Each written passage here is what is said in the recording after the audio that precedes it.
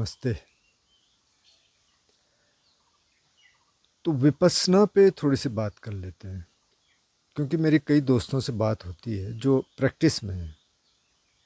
जो तो प्रैक्टिस में नहीं है, तो उनको तो ज़ाहिर है कि कुछ ज़्यादा पता होता नहीं विपश्यना के बारे में, लेकिन जो प्रैक्टिस में हैं, तो जब उनके कन्फ्यूज़न आते हैं तो फिर मुझे लगता है कि अच्छा इस पे थोड़ा-सा और बात करनी चाहिए। तो जो विपश्यना शब्द है, विपश्यना पाली का है, तो यही संस्कृत में हो जाएगा विपश्यना। ये श जो है ये पाली में नहीं है, पाली में सिर्फ स है, सॉफ्ट वाला। पस या संस्कृत का पश्य मतलब कि देखना, वि मतलब कि विशेष रूप से। तो विपश्यना का मतलब ये हो गया कि जब आप विशेष रूप से देखते हैं, खास तौर पर देखते हैं, तो वो विपश्यना है। तो मतलब क्या हो गया?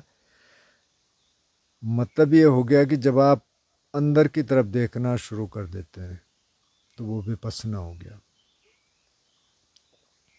विपश्यना में एक और कन्फ्यूज़न रहता है, और वो काफ़ी डिबेटेबल भी है, कि समथ या समता या समता और विपश्यना। यानी समता वो प्रैक्टिस है जो कि समाधियों की तरफ ले जाती है। विपश्यना वो है कि जो मन और शरीर के बीच में जो चल रहा है, हम उसको देख रहे हैं। जब सतिपट्ठान सूत्र में बुद्ध 4 सतिपट्ठानों की बात करते हैं और आनापान से बात करते हैं, मतलब आनापान मतलब आते हुए सांस और जाते हुए सांस की जानकारी, तो वो उसको भी विपश्यना कहते हैं। वो है 4 फाउंडेशंस ऑफ माइंडफुलनेस, या 4 सतिपट्ठान जो है, स्मृति प्रस्थान अगर संस्कृत में बोलेंगे तो, या 4 एस्टेब्लिशमेंट ऑफ माइंडफुलनेस। उसमें समता विपश्यना की अलग अलग चर्चा नहीं है, सिर्फ विपश्यना कहते हैं। जब आनापान सती सुत्त है, उसमें भी इसकी अलग से चर्चा नहीं है। तो इसलिए इसमें थोड़ी सी डिबेट है कि ये एक ही है कि अलग अलग है। तो बहुत लोग तो कहते हैं ये एक ही है, जैसे अजान ब्रह्म में से हैं जो बोलते हैं एक ही है, ये अलग नहीं है। कुछ लोग कहते हैं कि अलग है। अब बुद्ध ने जो समाधि के लिए कुछ और ऑब्जेक्ट्स का जिक्र किया, और मुझे लगता है कि वो पहले से मौजूद रहे होंगे। जैसे कुछ कसीना ऑब्जेक्ट्स हैं। कसीना पाली का शब्द है, उसका एग्जैक्ट ट्रांसलेशन और भाषाओं में है नहीं। कसीना का मतलब ये है, जैसे एक त्राटक होता है, जैसे मोमबत्ती पे देखते हैं, वो भी एक कसीना का टाइप है। ऐसे अर्थ कसीना मतलब कि एक मिट्टी की बॉल बना के उसको सामने रख के उस पर देखते हैं, या पानी का एक कटोरे में पानी डाल के उसको देखते हैं। तो ये बहुत सिंपल एक्सरसाइज थी जो कि कंसंट्रेशन के लिए यूज की जाती थी। कुछ कलर कसीना थे, लेकिन वो प्रैक्टिसेस अभी तो ना के बराबर हैं।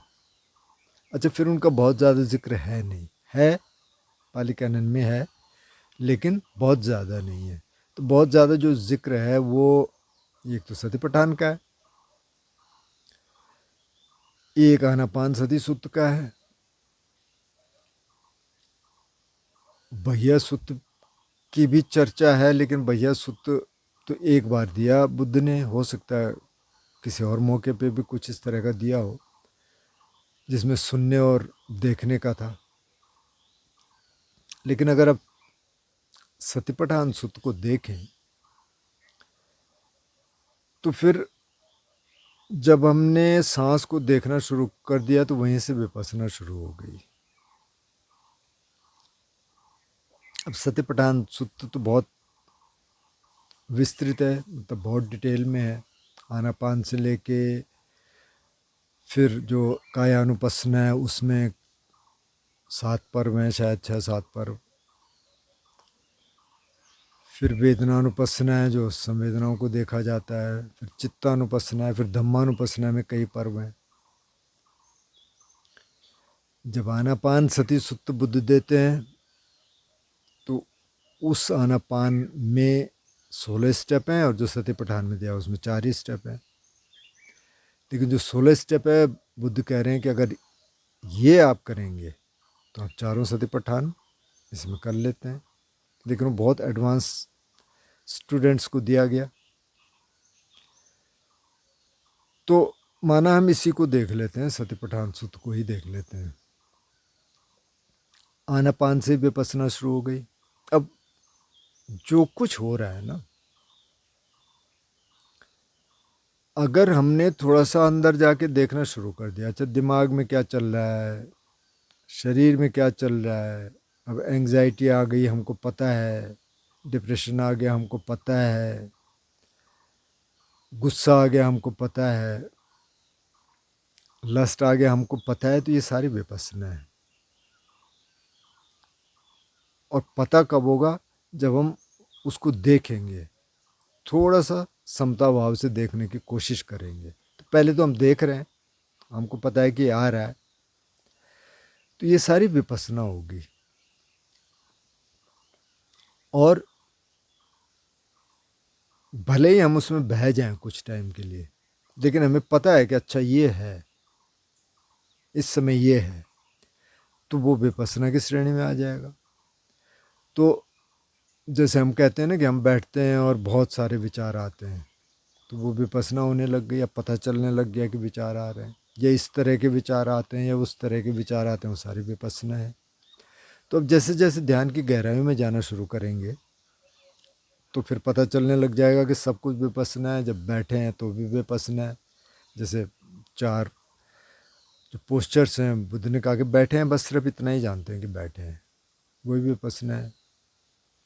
खड़े हैं तो इतना ही जानते हैं कि खड़े हैं, लेटे हैं तो इतना ही जानते हैं कि लेटे हैं, चल रहे हैं तो जानते हैं कि चल रहे हैं। अभी जो जानना है, बैठे हैं कि जान रहे हैं, तो जानने में फिर वो संपजन्य आ जाता है। संपजन्य का मतलब क्लियर नोइंग, या इस तरीके से देख सकते हैं कि भाई इस समय बॉडी अवेयरनेस कौन सी है।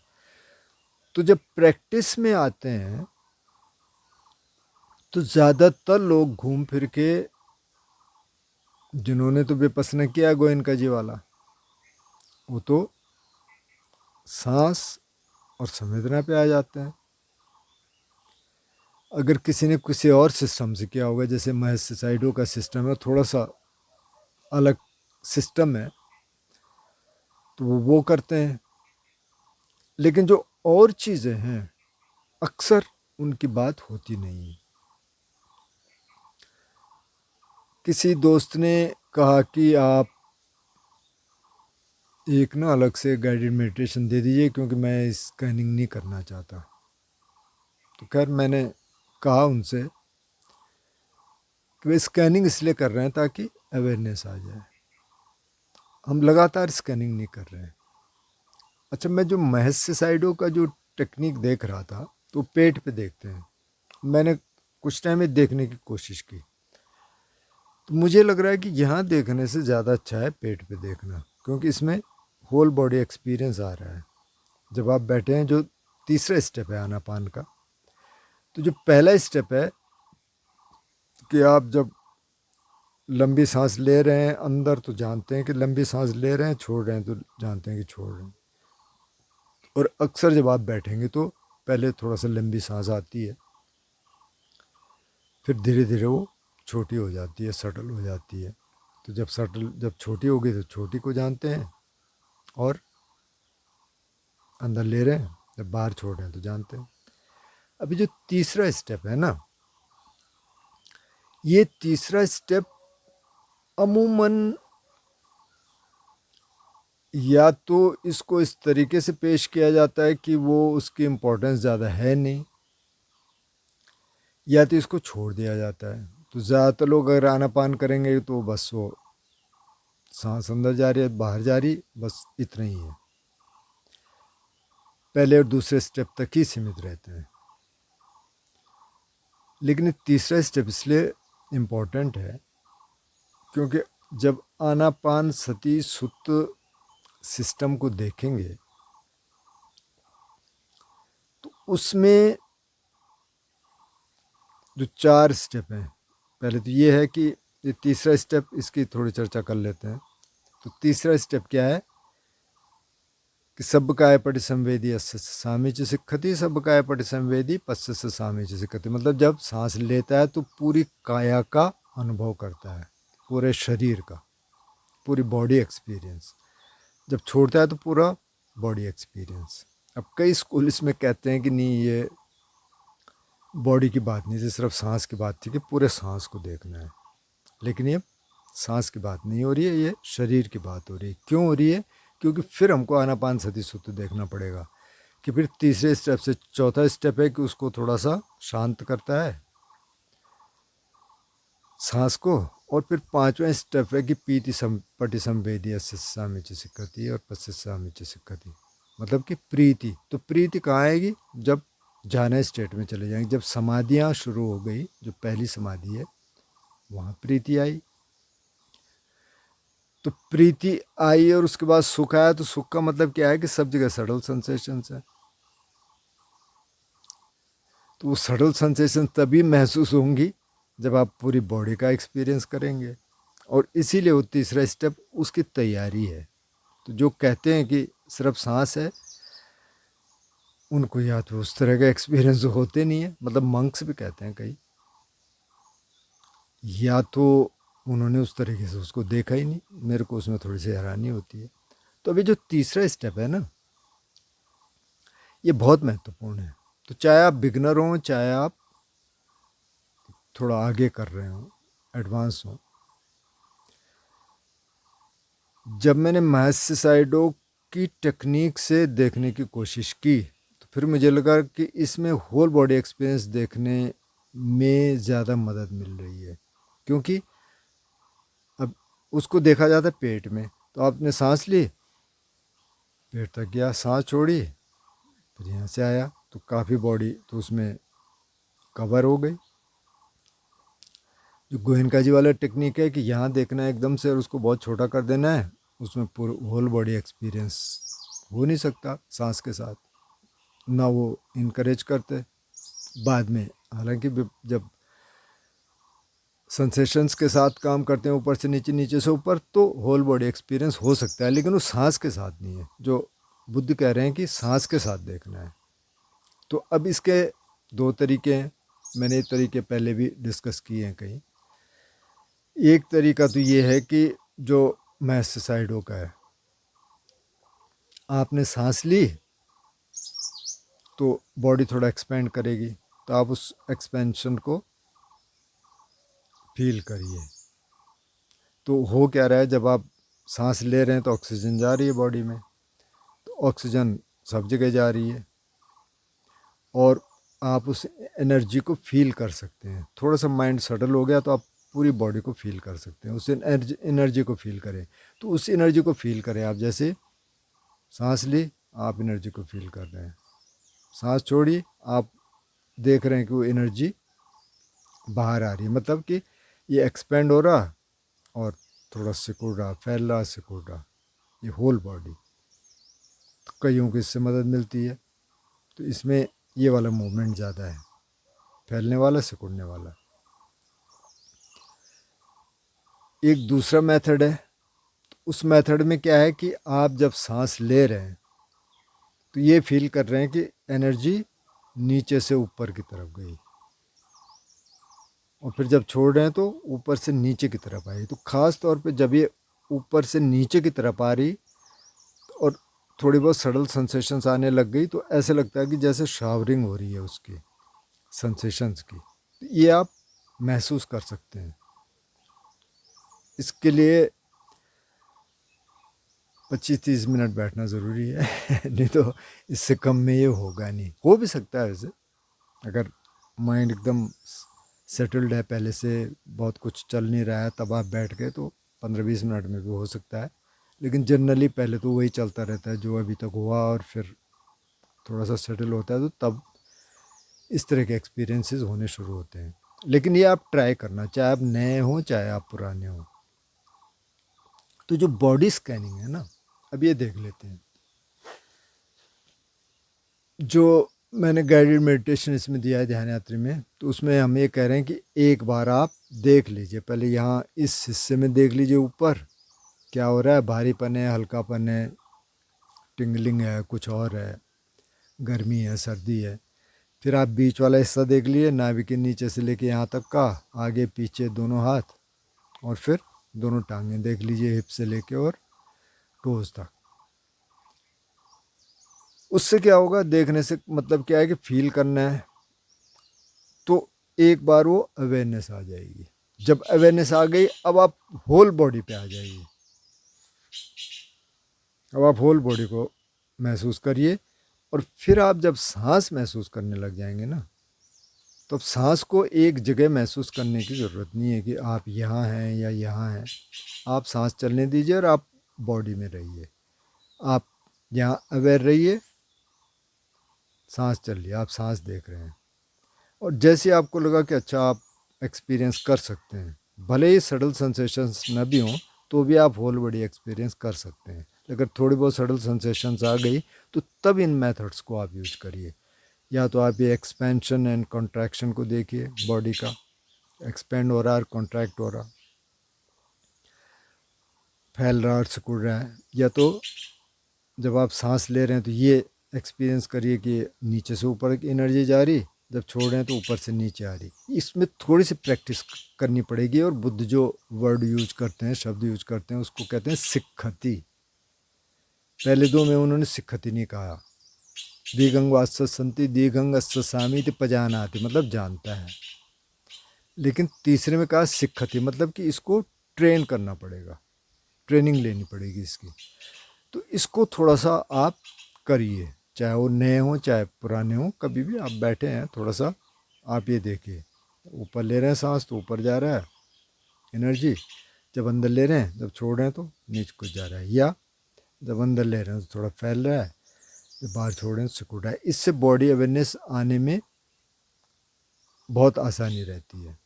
अब एक बार आपकी बॉडी अवेयरनेस आ गई, तो जैसे हमने कहा, अगर आप ऑब्जेक्ट थोड़े से बढ़ा दें शुरुआत में, जैसे आप साउंड भी सुनने लग जाएं, या जिनको एक अंदर की साउंड आती है, तो वो बहुत हेल्पफुल है कंसंट्रेशन में। आप वहाँ आ गए, इसमें थोड़ा सा फोर्सफुल आपको लेना पड़ सकता है सांस, मतलब स्पेशली छोड़ना पड़ सकता है फोर्सफुल। जैसे ये मेथड है कि आपने सांस ली और जब छोड़ी तो थोड़ा सा फोर्सफुल, ज़्यादा नहीं। तो इसलिए जो चौथा स्टेप है वो है कि उसको शांत कर लेता है, क्योंकि अब ये अवेयरनेस आ गई, सटल सेंसेशंस आ गई, तो उसके बाद उसको थोड़ा सा सटल कर लेता है, और फिर आप समाधि में जा सकते हैं। तो जो पहली समाधि है या उपचार समाधि है, उसमें 5 चीज़ें हैं। उसमें विचार हैं, वितक विचार मतलब इनिशियल थॉट है, अप्लाइड थॉट है, जो थॉट से पहले एक इमेज आती है वो भी है, और उस इमेज के साथ जो विचार चलता है वो भी है। लेकिन ऐसे चेन्स नहीं है कि लंबा कुछ चल रहा है, थोड़ा रैंडम है। उसके बाद प्रीति है, रैप्चर है, मतलब कि मन खुश है, सुख है, सुख वही है कि जो सटल सेंसेशंस हैं बॉडी में, और एकाग्रता है, मतलब कि अब दिमाग ज़्यादा इधर उधर नहीं भाग रहा है, विचार हैं। तो ये पीति संवेदी, सुख संवेदी, ये जो पहले 8 स्टेप हैं, इसमें ये पहले झाना से लेके और दूसरे तीसरे और मेरा ख्याल चौथे झाना तक का भी सफ़र हो सकता है, पर पहले इसको यहीं तक रखते हैं कि उपचार समाधि तक। क्योंकि वो जो 5वें स्टेप है प्रीति संवेदी, मतलब प्रीति को देखता है और सांस ले रहा है छोड़ रहा है। सुख को देखता है, सुख जो सडल सेंसेशन से सांस ले रही है छोड़ रही है। और फिर चित्त संकार परिसंवेदी, चित्त संकार मतलब अभी जो है चित्त में, तो अब चित्त में विचार हैं, उसको भी चित्त संकार कह सकते हैं, प्रीति को भी चित्त संकार कहेंगे। तो उसको देखता है, तो मतलब कि थॉट से आगे भी जा सकता है, क्योंकि फिर जो 9वां स्टेप है वो कुछ और है, वो थोड़ा सा अब्स्ट्रैक्ट हो जाता है, उसको समझने में थोड़ा मुश्किल होती है। लेकिन अगर 8 स्टेप तक इसको रखें या 8 से भी पहले मतलब 4-5 तक ले जाएं कि जहाँ तक आपको उपचार समाधि का अनुभव होने लग गया, तो फिर आप इसको ठीक तरीके से समझ पाएंगे। और दूसरा, इसमें अब उन्होंने समता और विपස්සना की बात अलग अलग नहीं की, उन्होंने तो कहा कि चारों सतिपटान इसमें हो जाते हैं। और कहीं कहीं बुद्ध कहते हैं कि पहले समता की प्रैक्टिस कर लो फिर विपස්සना कर लो, लेकिन मुझे लग रहा है कि यहाँ तो अब ये कंबाइंड ही हो गया, सतिपटान में भी एक ही हो गया और आनापान सति सूत्र में भी एक ही हो गया। और जब आनापान की बात राहुल से करते हैं तो वो कहते हैं पहले 4 एलिमेंट देख लो बॉडी में, तो उससे थोड़ा और आसानी होगी। तो अब कहने का मतलब ये है कि एक तो सिर्फ ये नहीं है कि हमने बस सांस देख ली तो हम मतलब मन एकाग्र होने लग जाएगा और यही एक्सरसाइज है। क्योंकि कईयों को लगता है कि सिर्फ सांस देखने से हो जाएगा, तो सांस के साथ अगर आप बॉडी अवेयरनेस रखेंगे और कई बार अगर आवाज़ों को भी सुन लेंगे तो वो अच्छा है। और जो एक फैक्टर है जिसकी बात इसमें नहीं हो रही है वो है विचार। मतलब विचार तो दिख रहे हैं ना, तो इस मायने में भी मतलब चित्तानुपස්සना तो हो रही है, साथ में विचार तो दिख ही रहे हैं। जो कुछ चल रहा है अगर तो माइंड काम है तो भी पता चल रहा है कि अच्छा बहुत कम है विचार, अगर थोड़ा ज़्यादा है तो भी दिख रहे हैं कि ज़्यादा है। अब जब पहले ध्यान में जाएंगे तो बहुत कम हो जाएंगे, दूसरे में तो विचार खत्म ही हो गए फिर। तो पहले तक चित्तानुपස්සना हो रही है लेकिन चित्त में कुछ तो है, दूसरे में भी, तीसरे में भी, चौथे में एकदम स्पेस है, वहाँ सिर्फ एकाग्रता को कहा गया कि एकाग्रता है, लेकिन फिर भी चित्त है। तो सारी चित्तानुपස්සना हो जाएगी उस हिसाब से। तो अगर ऐसे काम करने लग जाएंगे, एक तो बैठने वाला, अच्छा फिर जो सतिपठान सिस्टम में है उसमें तो है कि चलने में आप अवेयर हैं कि आप चल रहे हैं, खाने में आप अवेयर हैं कि खा रहे हैं, बैठने में आप अवेयर हैं कि बैठने हैं। जो और चित्त दशाएं हैं, जैसे कि कल एक दोस्त से बात हो रही थी तो वो कहते कभी कभी मेरे को बहुत जॉय आता है, तो मैं क्या करूँ इसका। जॉय आता है, आप इन्जॉय करिए, मतलब उसमें रहिए। इन्जॉय करने से क्या मतलब है कि जस्ट बी देयर। जब जॉय आता तब भी वहाँ रहिए, जब जॉय नहीं आता तब भी वहाँ रहिए, एंग्जाइटी आती तब भी वहाँ रहिए, उसको देखिए। देखना उसको भी देखना ही है, पर देखना ऐसे नहीं है कि मतलब नहीं ये मेरे को एंजॉय नहीं करना। बुद्ध ने कहा कि अनवज्य सुख है, जो समाधि का सुख है, आप इसको एंजॉय कर सकते हैं। इसमें उन्होंने कहा कि न एंजॉय करने वाला कुछ नहीं है। तो इसमें और बात करेंगे, लेकिन कुछ जो कन्फ्यूजन्स लोगों के होते हैं, तो इसको अगर आप थोड़ा सा, जो बैठने वाली प्रैक्टिस है, इसको ये आप ऐसे रख लें कि आप बैठे हैं, आप 1-2 बार स्कैनिंग कर लीजिए। ज़रूरी नहीं है कि सिर से नीचे पैर तक करनी, पैर से ऊपर भी कर सकते हैं। किसी एक पैर के उंगलियां लेके उस पैर के हिप तक आएंगे, फिर दूसरे से, फिर यहाँ से ऊपर आ सकते हैं, पीछे से हाथ से फिर ऊपर जा सकते हैं, फिर सांस देख सकते हैं उसको उसके साथ रख के। तो बॉडी अवेयरनेस है और आपकी सांस है, इतना ही काफ़ी है। अगर आवाज़ें भी सुननी है तो आवाज़ें भी सुन सकते हैं, लेकिन इतना ही काफ़ी है। और फिर सांस को एक जगह नहीं, सांस को आप पूरी बॉडी में फील करिए। पूरी बॉडी में फील करेंगे तो फिर बॉडी अवेयरनेस रखने में और उसमें मदद मिलेगी। और ये दो अगर ऑब्जेक्ट हैं आपके साथ में तो फिर थॉट्स के लिए थोड़ा सा स्पेस कम हो जाता है। आएंगे तो फिर भी, लेकिन थोड़ा सा कम हो जाएगा और थोड़ा सा बैकग्राउंड में रहेंगे। बैकग्राउंड में रहेंगे, ठीक है। तो मैंने कुछ कोशिश की इस पे आपको बताने की, फिर आप कमेंट करना और थोड़ा सा अगर स्पेसिफिक आपके सवाल हों तो उन पे बात करेंगे। इस पे थोड़ी और बात करेंगे तो फिर और जगह कैसा है, हालांकि उस पर बात हो चुकी है, लेकिन क्योंकि कन्फ्यूजन्स आते हैं तो ये रिमाइंड करना बहुत ज़रूरी है। ये मैं भी अपने को रिमाइंड करता रहता हूँ, ऐसे सुनता रहता हूँ दोबारा तिबारा, ताकि उससे थोड़ा सा ना काफ़ी क्लैरिटी आती है। और कई बार लगता है कि अच्छा ये मैं थोड़ा सा मिस कर रहा था। तो आप बताइएगा, मेरा ख्याल आज के लिए काफ़ी है। और आप कमेंट करिए, सवाल पूछ लीजिए, और प्रैक्टिस करेंगे तो ज़्यादा समझ आने लग जाएगा। जिन्होंने शुरू नहीं किया तो इसमें बहुत सारे गाइडेड मेडिटेशन है, बहुत छोटे भी हैं, 10-12-14 मिनट के, वो देख के आप करना शुरू कर दीजिए। जब करेंगे तो फिर आपके सवाल होंगे, फिर उन पर बात करेंगे। आज के लिए इतना ही। नमस्ते।